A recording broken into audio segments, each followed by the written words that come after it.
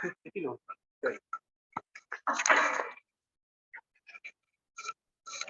Ahí nomás dentro, ¿no? ¿No?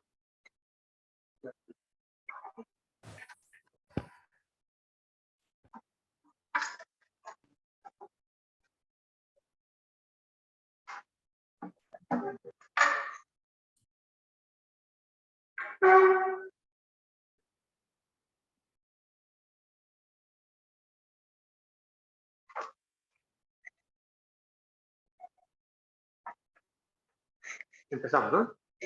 Aquí primero.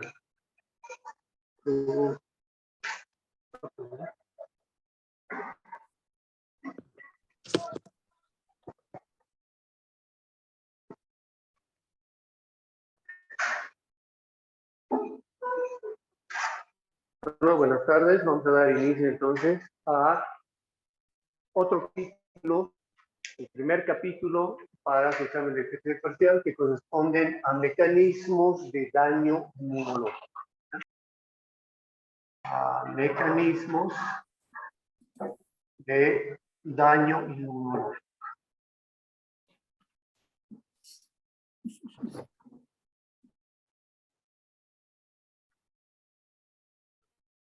Mecanismos de daño inmunológico.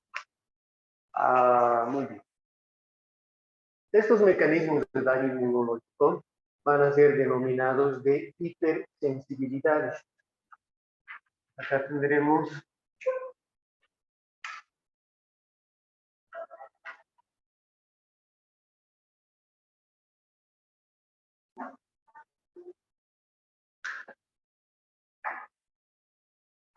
hipersensibilidad o hipersensibilidades que se van a caracterizar por generar o por producir daño residual. Van a generar acá un daño residual por mecanismos inmunológicos.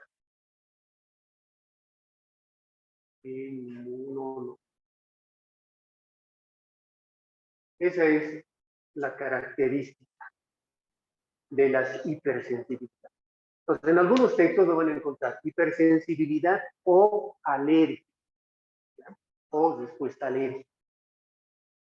Más las hipersensibilidades son una respuesta exagerada del sistema inmune adaptativo. Eso es una hipersensibilidad. Entonces, recordemos que tenemos un sistema innato y un sistema adaptativo. Nuestro sistema innato reconoce a patógenos en proporciones generales, mientras que el sistema inmune adaptativo es específico en el reconocimiento de antígenos. Entonces, ese sistema inmune adaptativo va a estar exagerado en brindar esas respuestas. Entonces acá podemos colocar una característica, va a ser, digamos, una respuesta inmune adaptativa aumentada o exagerada. Aumentada o exagerada. Que generalmente se va a dar,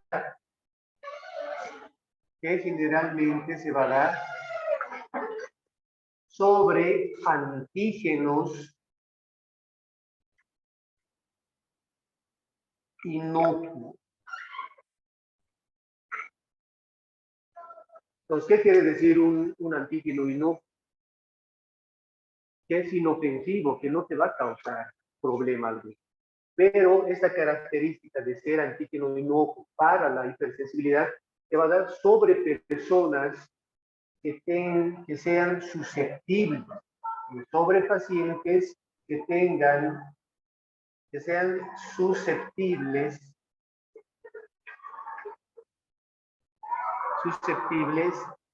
biológicamente y genéticamente, que tengan susceptibilidad biológica y genética. Eso lo sé.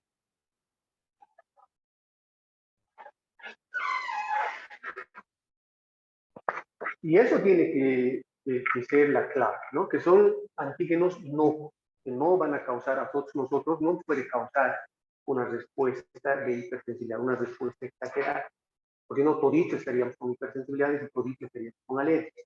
Pues la condición es que ese paciente tenga una susceptibilidad biológica, o solamente tenga una susceptibilidad biológica, o tenga una susceptibilidad genética. Y eso se denomina atopía. ¿Ya? Se denomina de. Y esos antígenos inocuos se los denomina de alergia.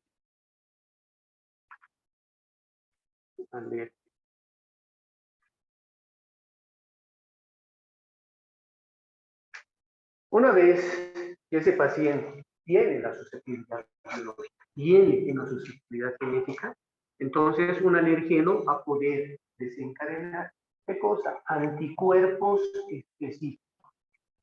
Entonces, este paciente va a poder desencadenar anticuerpos específicos de tipo IgE.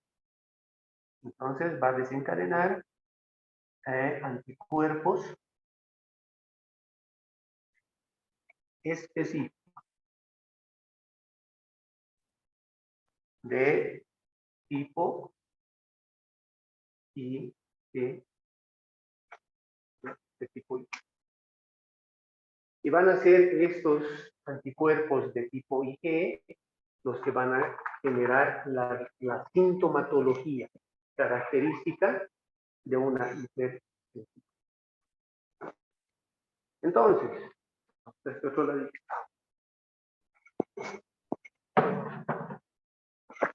Entonces, si yo tengo acá un antígeno,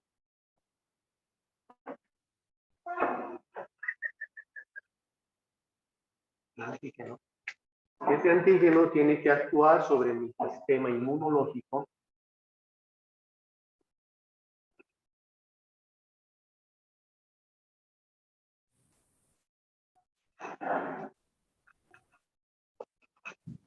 tengo antígenos, esos antígenos van a actuar sobre el sistema inmunológico, y ahí tenemos esa gran diferenciación que en una primera instancia pueden estar en equilibrio, porque podemos tener acá una balanza donde tengamos antígenos dañinos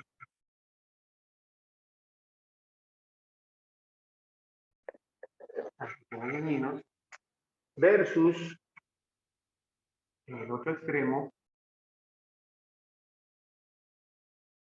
antígenos inocuos. Antígeno inocuo. Antígeno dañino y antígeno inocuo. Y eso. Muy bien. Entonces, tenemos un antígeno, tenemos un sistema inmunológico y nos dice un antígeno dañino y un antígeno inocuo. Que tengamos un antígeno dañino, excelente. ¿Por qué? Porque nuestro sistema inmunológico lo va a reconocer como que nos está causando daño y va a desencadenar una respuesta inmunitaria. El antígeno dañino te va a generar una respuesta inmune. Y esa respuesta inmune va a hacer que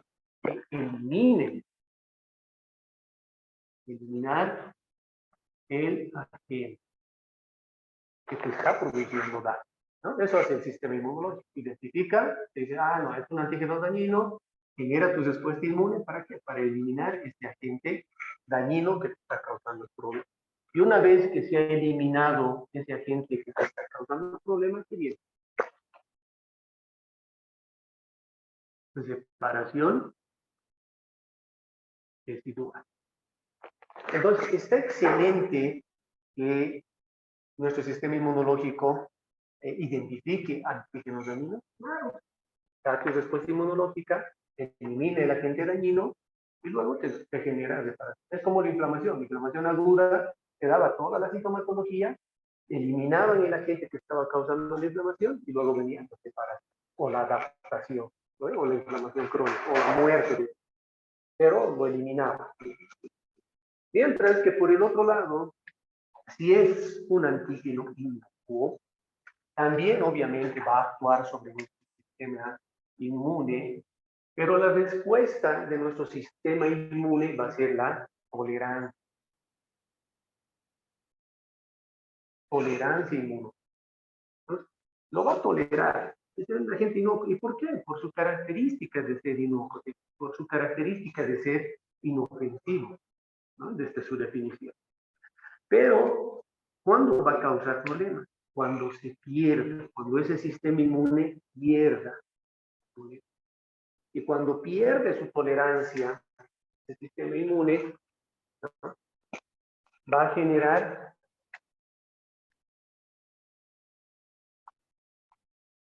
lo que hemos dicho ya, daño tecidual, daño de tejido. Y ese daño de tejido no te va a llevar a una reparación tecidual, sino te va a llevar a despertar una determinada patología. Cualquier patología. Muy bien. Obviamente que acá tiene que haber una condición. ¿Y esa condición cuál es? La susceptibilidad biológica o la susceptibilidad genética de esa persona. Si no hay susceptibilidad biológica ni genética, o sea, no hay atopía, no puede llevarse a cabo aquí. Muy bien. Entonces, gracias a los procesos de daño residual, ¿no?, se ha llegado a clasificar estas hipersensibilidades en 4 tipos.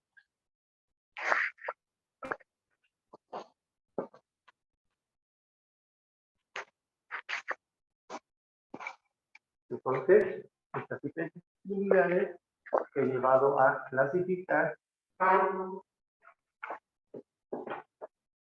en 4 tipos. Los tendremos acá.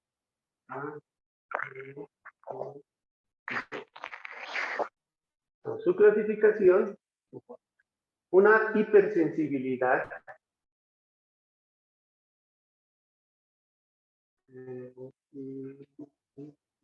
de tipo 1 o inmediata.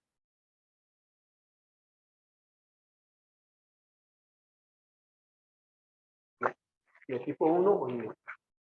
Una hipersensibilidad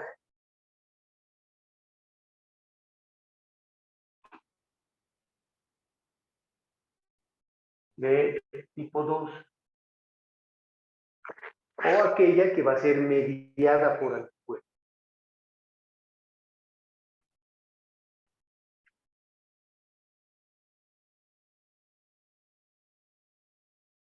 Mediada por anticuerpos.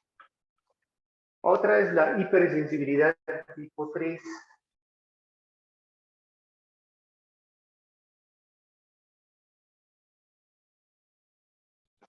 De tipo 3. O aquella hipersensibilidad mediada por inmunocomplejo. Mediada por inmunocomplejo.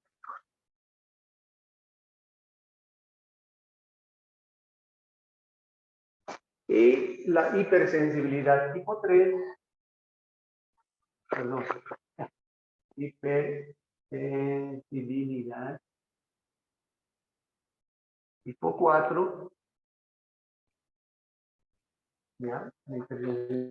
4 o tardía.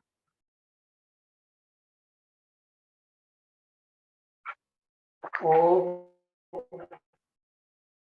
mediada por células. Entonces, esos son los mecanismos de daño inmunológico. Hipersensibilidad tipo 1 o inmediata. Inmediata porque a los segundos o minutos ya se desencadena la sintomatología. Hipersensibilidad tipo 2 es aquella que va a estar mediada por anticuerpos. Hipersensibilidad tipo 3, aquella que va a estar mediados por inmunocomplejos. Y los inmunocomplejos intermediarios son los que producen problemas, porque los cortos son eliminados por orina y los grandes son fagocitados. La hipersensibilidad tipo 4, o denominada de tardía, o aquella que es mediada por, ¿no? Entonces, esos 4 tipos de hipersensibilidades o daños por mecanismos inmunológicos. También la hipersensibilidad, aparte de su clasificación, se va a caracterizar porque tiene 2 partes. ¿Ya?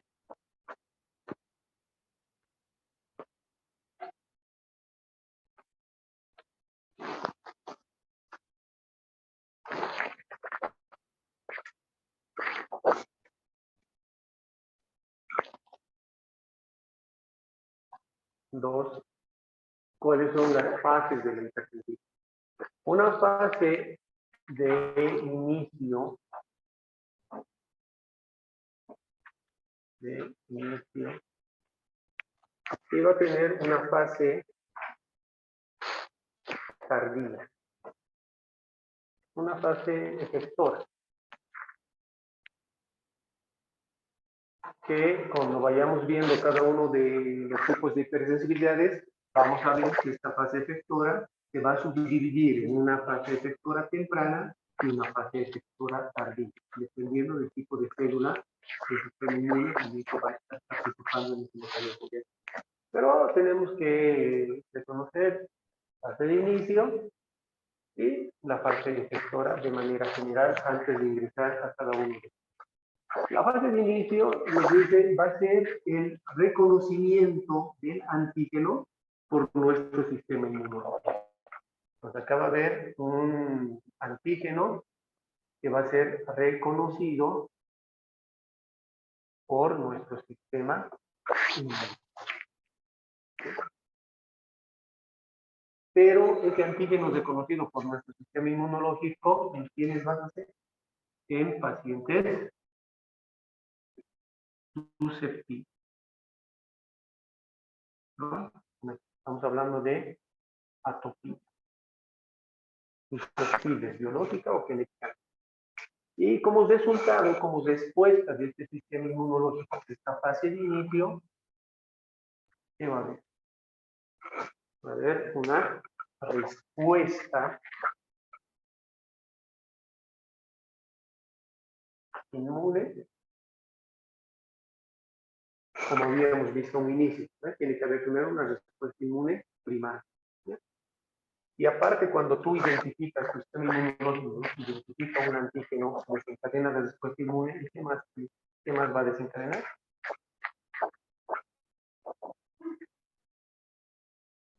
Memoria para ese antígeno. ¿No? Pues cuando ingresa un antígeno, tu sistema inmunológico desencadena la respuesta inmune para tratar de eliminarlo y a su vez genera memoria. Eso es lo que hace en una fase de inicio. En una fase efectora tenemos que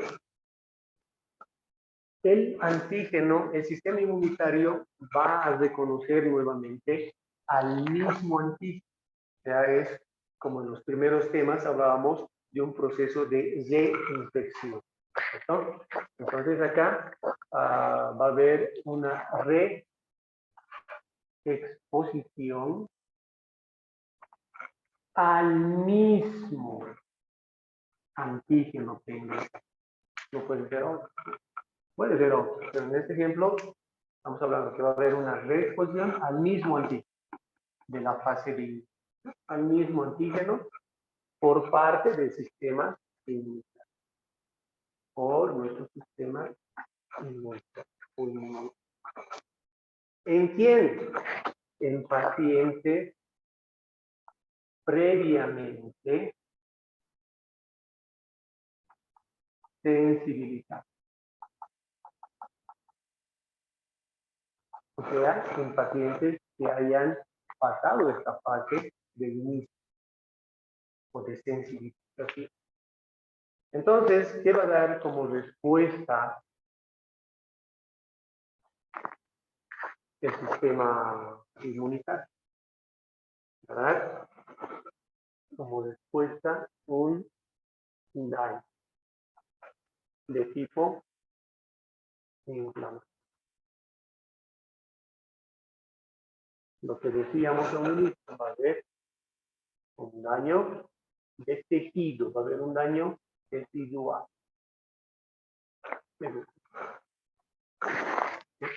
Entonces, esas son las fases por las cuales se caracteriza la hipersensibilidad. Una fase de inicio o de sensibilización, donde va a haber una respuesta inmune y va a haber memoria. Una fase efectora, que habíamos dicho que se va a dividir también en temprana y tardía, donde hay una reexposición al mismo antígeno de la fase de inicio de sensibilización. Por eso es que el paciente tiene que estar previamente sensibilizado o haber pasado por la primera fase para dar como respuesta un daño de tipo inflamatorio, que va a causar un daño residual o daño de tejido. Es por eso que en algunos textos se van a encontrar esta clasificación de hipersensibilidades, como te dice, en 1963, fulanito de tal, han clasificado a la inflamación como hipersensibilidad tipo 1, hipersensibilidad tipo 2, hipersensibilidad tipo 3, hipersensibilidad tipo 4. ¿No? Entonces, nosotros habíamos clasificado la inflamación en aguda y crónica, ¿no? Pero otros textos, vuelvo a repetir, lo clasifican a la inflamación como tipo de hipersensibilidades de 1 al 4. Vámonos entonces ahora a hablar del primero que corresponde a la hipersensibilidad tipo 1.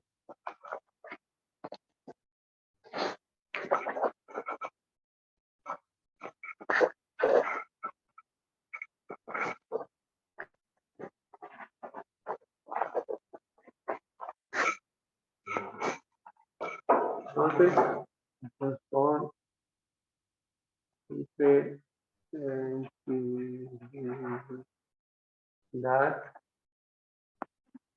tipo 1. Esta hipersensibilidad de tipo 1 entonces va a tener varias características. La primera característica nos dice, hemos visto que la hipersensibilidad tipo 1 era aquella hipersensibilidad inmediata, ¿correcto? Entonces se va a caracterizar porque sus síntomas van a aparecer de segundos a minutos.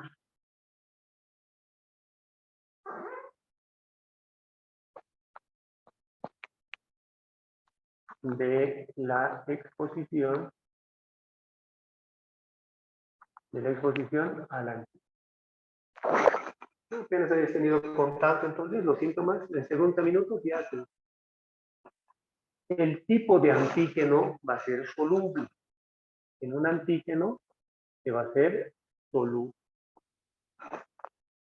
Otra característica, va a estar mediados por inmunoglobulinas de tipo. Está mediado por IgG.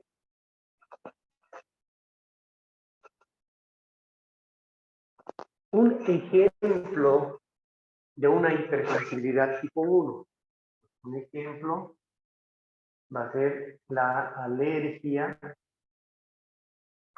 al polen. Alergia al polen. Es un ejemplo de hipersensibilidad. Y si estamos hablando de ese ejemplo como alergia de polen, ¿cuáles van a ser sus fuentes? Si estamos hablando de ese ejemplo, ¿cuál va a ser la fuente? Polen. Pues acá los pólenes, el polvo, puede ser ácaros, pueden ser hongos, pueden ser epitelio de animales.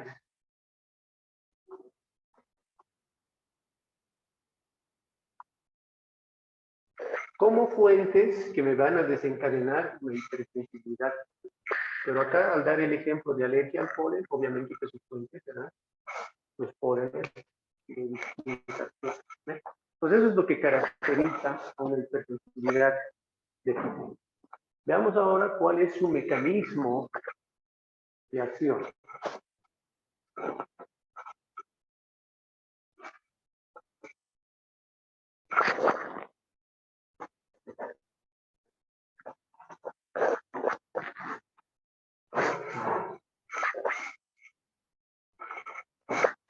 Entonces, su mecanismo de acción en su fase de inicio o de sensibilización, vamos a colocar fase de inicio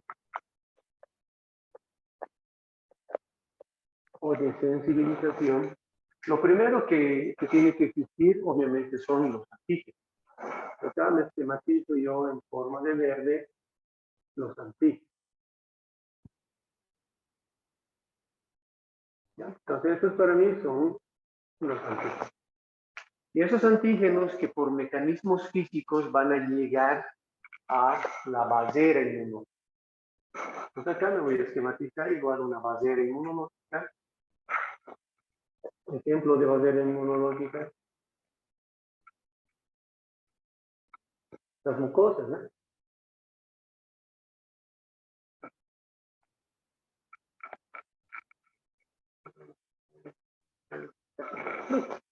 Pues tenemos ahí una mucosa.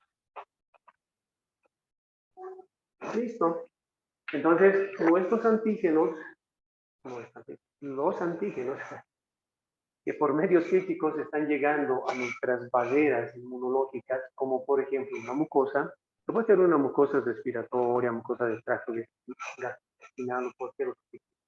Pero están llegando y al llegar ingresan por vía de endocitosis. Van a ingresar cada una de ellas vía endocitosis. Ingresan vía endocitosis. Entonces, al ingresar, ¿con quién se van a encontrar? Con las células presentadoras de antígenos. Entonces, acá se encontrarán con una célula presentadora de antígenos. Y ella es la que obviamente va a fagocitar este antígeno, lo va a procesar y lo va a expresar sobre su MHC tipo, ¿verdad? Entonces acá, las células presentadoras de antígenos, estamos hablando de qué, de linfocitos B, de células dendríticas o de macrófagos. Cualquiera de esos tres eran células presentadoras de antígenos. Entonces, una vez que entra en endocitosis, lo procesa y lo expresa. Ahí. En su complejo mayor de histocompatibilidad de tipo 2. Proceso que es, vamos mencionando, este va a ser su MHC. Lo está presentando. Cualquiera de esas células, gracias a su complejo mayor de histocompatibilidad tipo 2, y ya solamente el antígeno, el péptido antígeno, el determinante antígeno. ¿Y a eso quién va a ir a reconocer? Tiene que ir un linfocito. ¿Y ese linfocito quién es? El linfocito THCD4+. Pues acá vamos a linkear con negro. Pues acá va a venir otra célula que va a venir a reconocer gracias a su receptor. Acá. Ahí. El linfocito THCD4+, NEI. THCD4+, VIRE. ¿No? Entonces lo reconoce y esta célula que ha reconocido va a expresar citocinas. Y expresa citocinas como la interleucina 4, ¿ya? ¿A quién va a dar origen?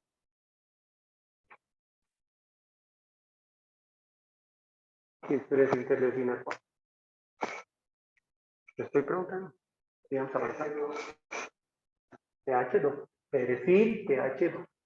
Entonces acá tendremos una célula de perfil TH.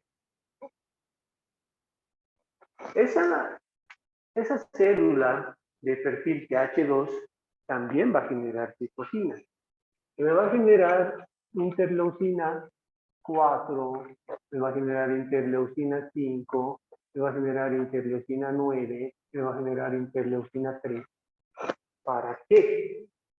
Para generar la diferenciación de ese perfil TH2 a una célula o linfocito B. Pues acá tendré un linfocito B. Ese linfocito B, a su vez, también va a generar citosina. Y si me genera específicamente interleucina 4 e interleucina 13, me va a generar la diferenciación de este linfocito B a una célula plasmática.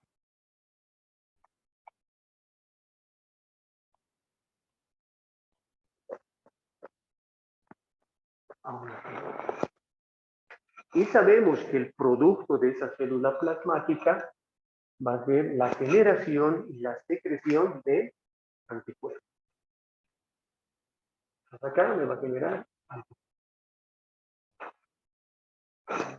anticuerpos.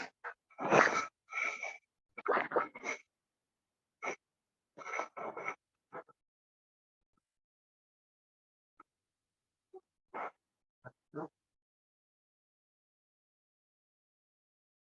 Entonces, lo que me está generando son anticuerpos. ¿Anticuerpos de qué tipo?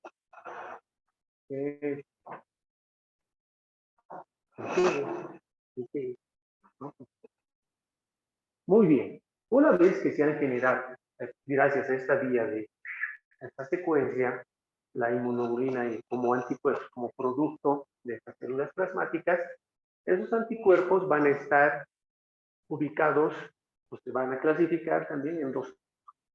Unos anticuerpos, ¿se acuerdan cuando estamos hablando del tema de anticuerpos y decíamos, unos anticuerpos van a estar pegados a la bicapa lipídica y otros anticuerpos van a ser solubles? Pues ahora sí. Entonces acá vamos a tener el linfocito B. Linfocito B. Voy a tener acá un basófilo. Voy a tener acá un mastocito. Y voy a tener un eosinófilo. Acá tendré basófilo, mastocito, eosinófilo y un linfocito. Entonces, estos anticuerpos tipo IgI van a ir, pueden a anclarse al linfocito B. Acá en el linfocito B, les voy a esquematizar aquello.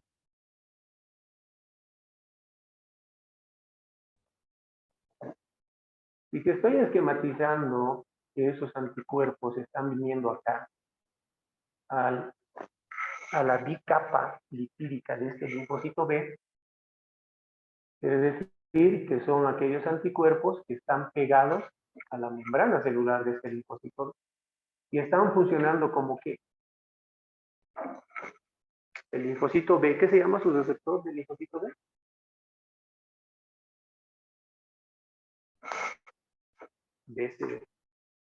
Del linfocito T, ¿qué se llama? TCD.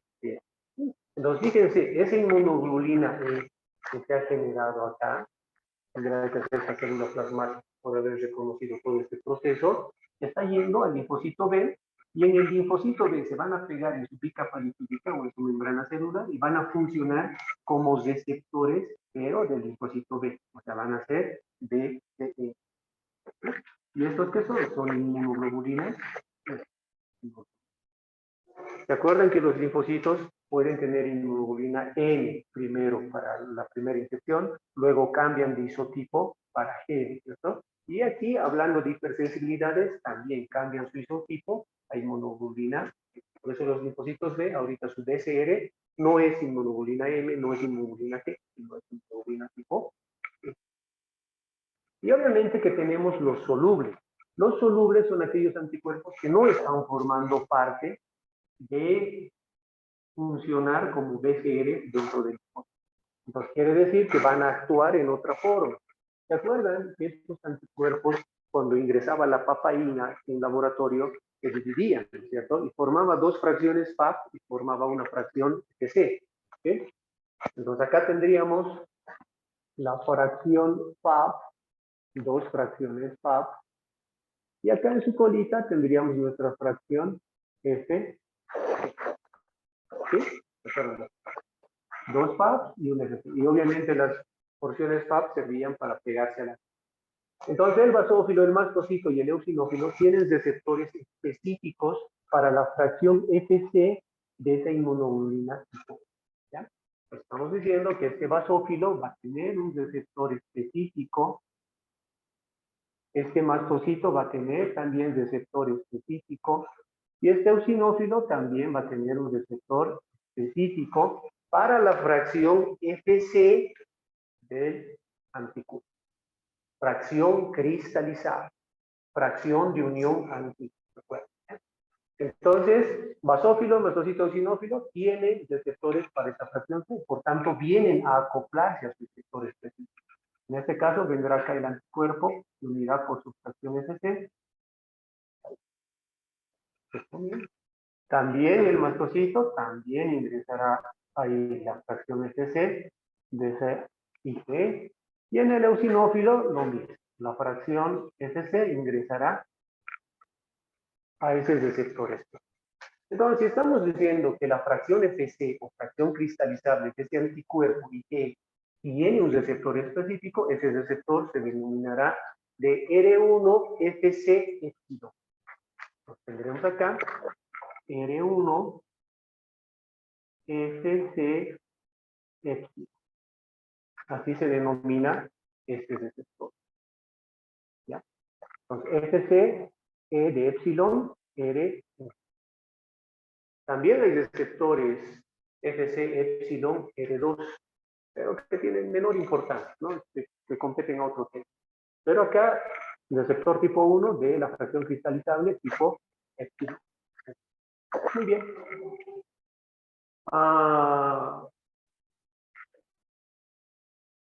Una vez que se han formado acá, tendremos ya las células sensibilizadas. ¿Ya? Todo esto es parte de la sensibilización.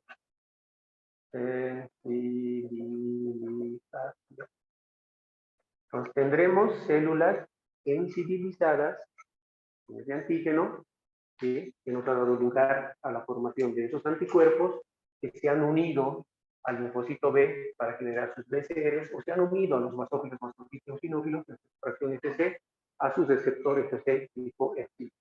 Hasta ahí decimos que el paciente se ha sensibilizado con ese antígeno.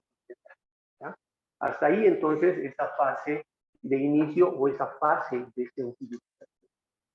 Antes de pasar a la fase efectora temprana o tardía, tendremos que ver cómo es que funcionan los tipos de receptores de acá para generar la fase de inicio y tardía. Porque cuando va a venir la fase tardía, temprana, es donde se va a dar también la sintomatología en mayor avidez. Entonces, si hay una reexposición, como decíamos, al mismo antígeno, reexposición, al mismo antígeno, al mismo antígeno, ya no tiene que ir por esta vía, o sea, ya no tiene que ir a presentar a un CD4 virgen, generar perfil TH2, generar linfocito B, diferenciarse de células plasmáticas, generar ya no tiene que hacer eso. Lo que tiene que hacer es ir directamente a ser reconocido o por los BCR del linfocito B. ¿Para qué? Para que éste vuelva a generar citocinas tipo interleucina 4, interleucina 5, interleucina 9, interleucina 6. Está generando estas interleucinas, fíjense, estas mismas interleucinas que estaban generando linfocitos. Entonces viene acá, su BCR lo identifica al mismo antígeno que genera estas citocinas y va a ver qué cosa.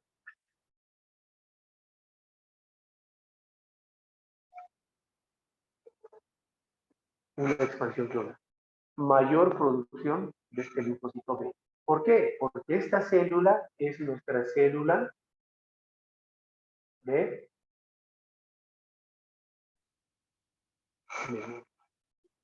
nuestra célula B.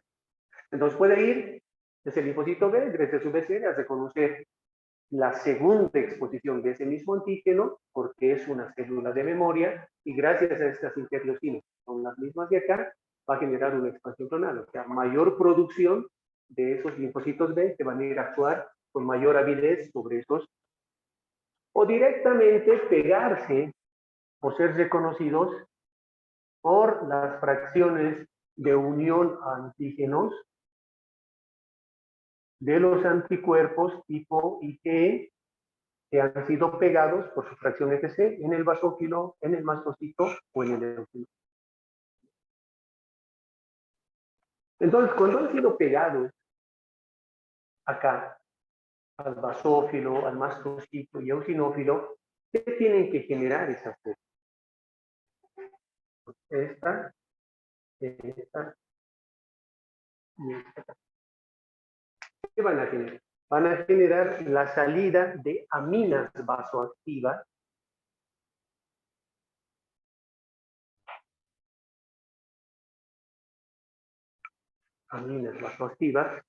y van a generar a los derivados o mediadores lipídicos.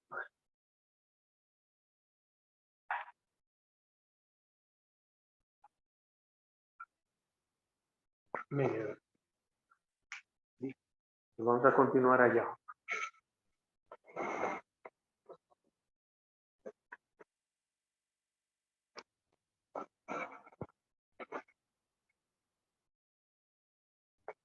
Entonces, estamos quedando ya donde va a generar aminas vasoactivas y va a generar mediadores.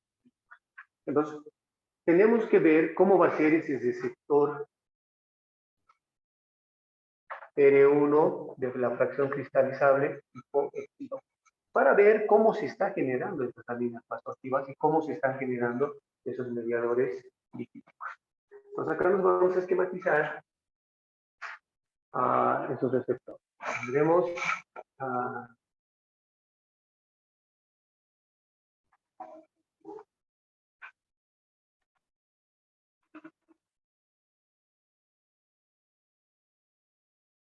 por favor, me van a avisar la hora. ¿Ya se acercó? Acabamos esto, ¿no? Porque no tienen ni clase de nada. Entonces, continuamos.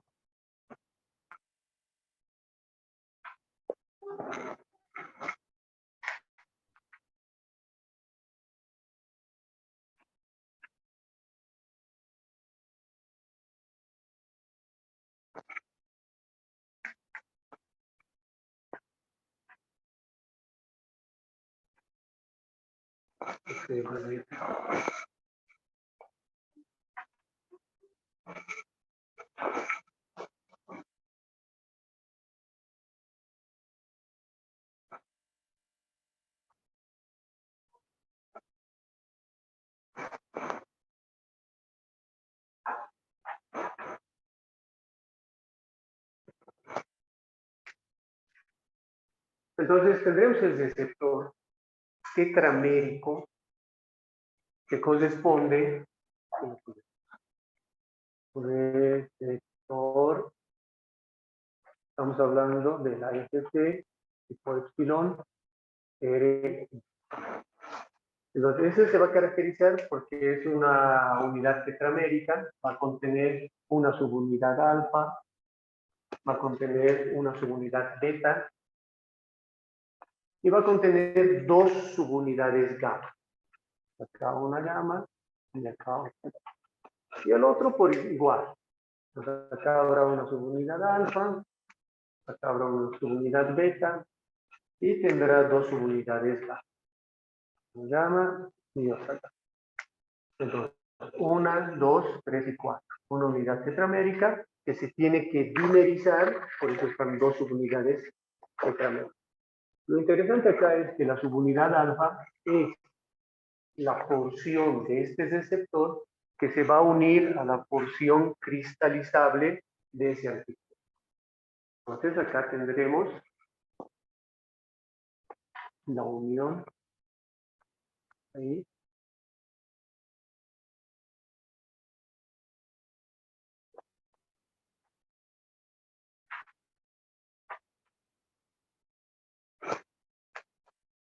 Aquí, aquí.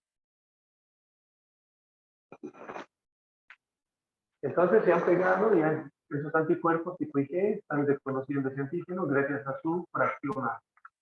Una vez que han reconocido, van a fosforilar internamente a la fracción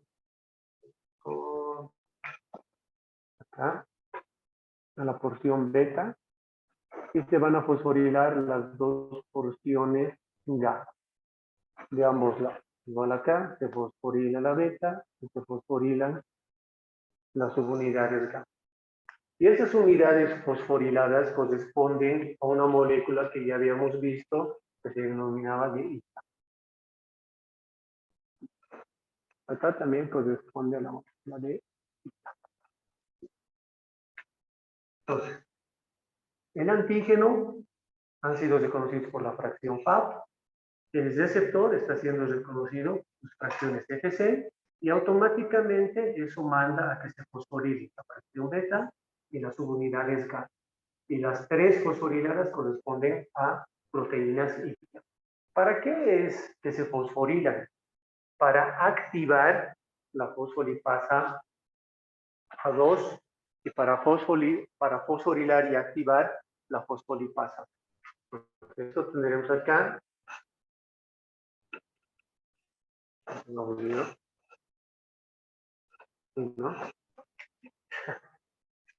Entonces estamos diciendo que por un lado va a activar a nuestra fosfolipasa C y por otro lado va a activar a mi fosfolipasa A2. Para eso se activa.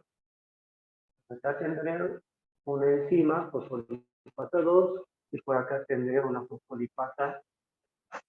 ¿Cuál era el mecanismo de acción de la fosfolipasa A2?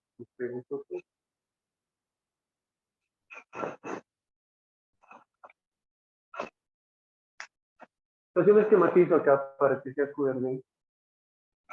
Un triglicérido, aquí se enlace éster y aquí un ácido graso. Acá la unión éster y acá un ácido graso.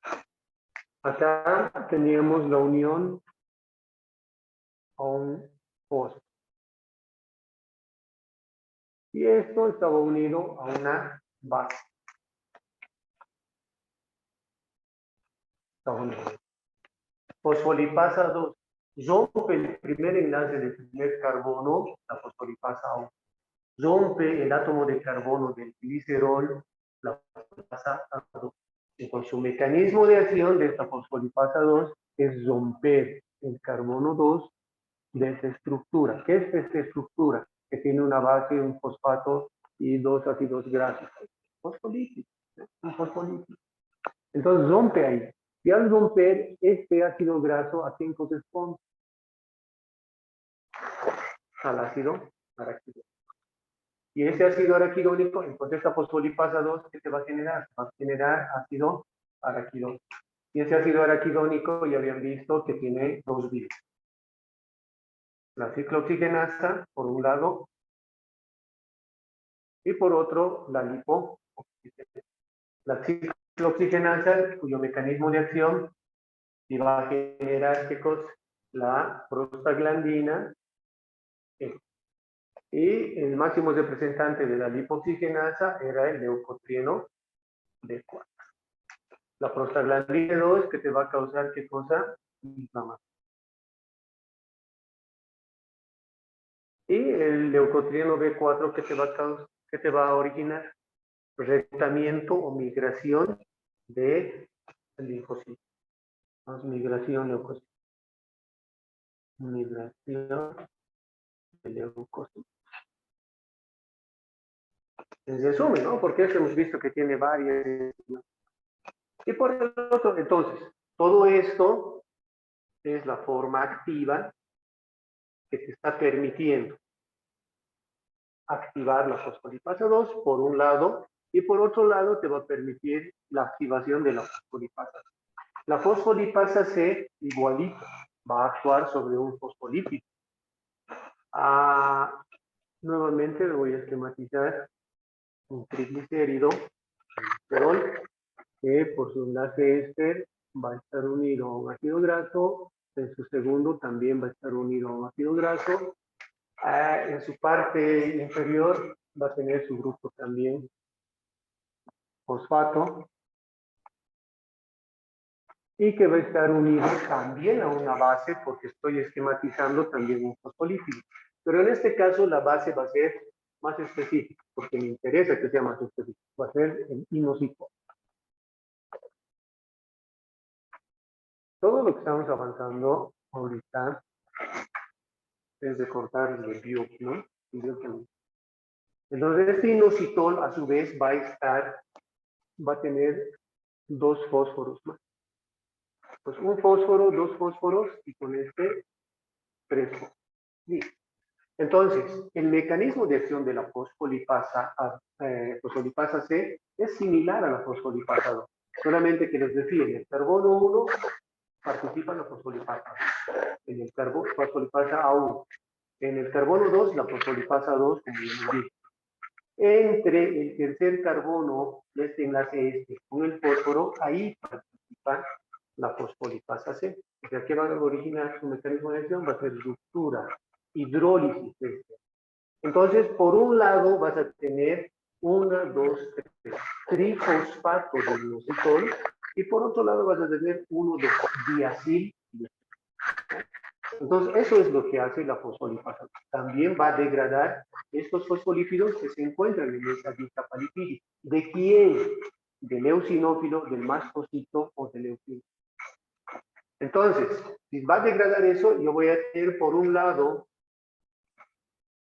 esas dos moléculas. Por un lado tengo el trifosfato de inositol, trifosfato de inositol, y por otro lado habíamos dicho 1, 2, el diacilglicerol. Diacilglicerol. ¿Para qué nos está generando este molécula de acá?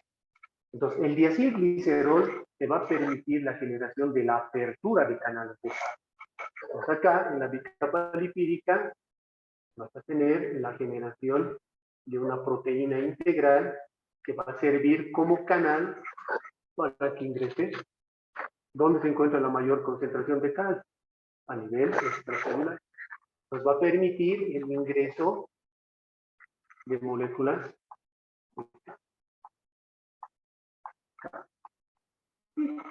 Y el trifosfato de inositol, que era la otra mitad de esta molécula que se ha generado, ¿para qué te va a servir? Para que vaya a sacar intracelularmente también mayor cantidad de calcio. ¿De dónde? Del retículo endoplásmico y de la mitocondria. Entonces, ese trifosfato de inositol va al retículo endoplásmico, va a la mitocondria y permite que el retículo endoplásmico y la mitocondria se saque intracelularmente también mayor cantidad de calcio. ¿Y para qué nos sirve tanto cáncer? Para que dentro de esta célula, que ya se ha dicho puede ser un mastocito, eosinófilo o basófilo, se produzca un cambio en la polarización de las vesículas que contienen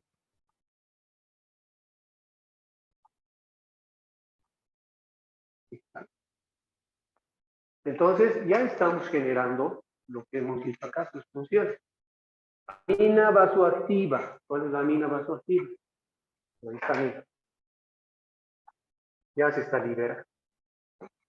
Y el otro, ¿cuáles eran? Los mediadores lipídicos. ¿Cuáles son los mediadores lipídicos? Acá ya se está generando. La prostaglandina E2, que te está causando ya un proceso inflamatorio, y el leucotrieno B4, que te va a permitir la migración de más células presentadoras de antígeno o de más neutrófilos al lugar donde se ha producido. En este caso, donde hay basófilo, mastocito, eosinófilo. Entonces, ¿qué se denomina este proceso de acá? Donde se libera la histamina.